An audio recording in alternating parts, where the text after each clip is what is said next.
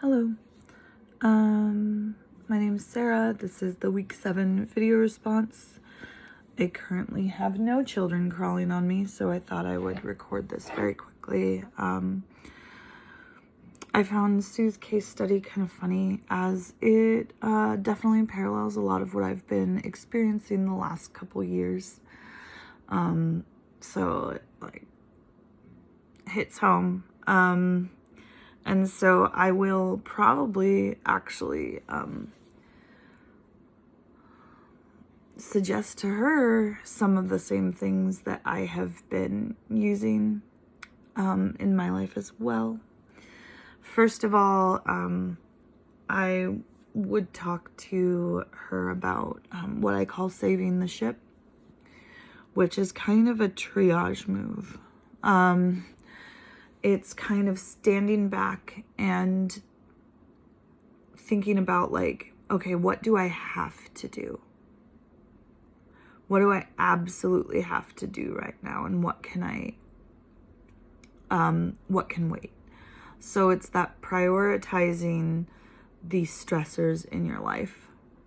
And this can be something, if you are in a crisis mode, that you have to do daily, or sometimes multiple times a day. For Sue, I don't know where she's at on that scale yet. If she's just coming because she feels like things are getting too much, or if she is at a point where she is crashing, essentially. So just to encourage her to kind of prioritize what is it that is causing her the most distress right now and the least. And we can make a chart if that helps her visualize it. Like, okay, where are we? What do we need to get done right now? After that, I would have a better idea of where Sue's at and what it is really that she wants to focus on. Because, like the reading and Dr. Guthrie said, she has a lot of stuff on her plate, and it is too much.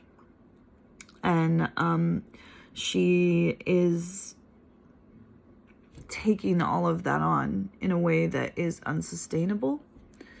It's gonna require a lot of reassurance that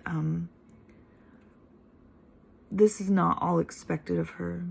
And it can feel like that with our cultural norms. It can feel like that with stress and expectations from our family and friends and and everything like that. But it ultimately, no, it's not expected of you. And what is expected of you is to understand what you want and what are your priorities in life, and to go from there. Clearly there's areas of her life that she can't kind of not engage with, like her children and her family, and probably work if she's a single mother, right? Because she has to keep a roof over her head and her children's head. It's incredibly stressful. And while being, promoted at work and stuff is great money-wise, it also adds so much more stress to that tower that she's experiencing. I like to describe like stress as this tower that we build during the day, right? And the same with like overstimulation and stuff. Like, right, every single item you do during a day is adding a piece to that tower. So at a certain point it gets too high, and if you're building on top of that, it's gonna fall over.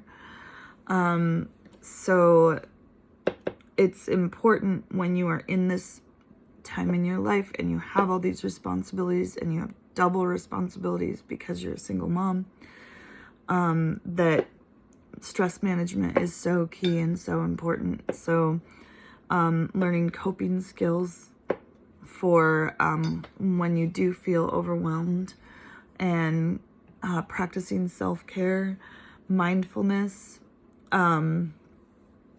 insight into you and how you're feeling and how the things around you are affecting you. Knowing when that last stressor of the day is going to make your tower fall.